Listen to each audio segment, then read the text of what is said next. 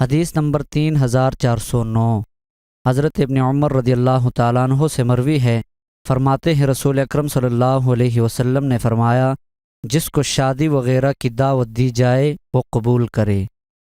حدیث نمبر 3410، حضرت عبداللہ بن عمر رضی اللہ تعالیٰ عنہ فرماتے ہیں رسول اکرم صلی اللہ علیہ وسلم نے فرمایا، جب دعوت دی جائے تو اس میں شرکت کرو۔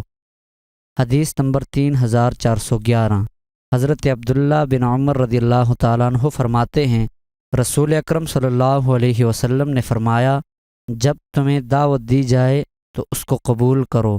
حضرت نافع فرماتے ہیں حضرت عبداللہ بن عمر رضی اللہ تعالیٰ عنہ شادی اور اس کے علاوہ دعوت میں تشریف لے جاتے، حالانکہ آپ روزہ دار ہوتے تھے۔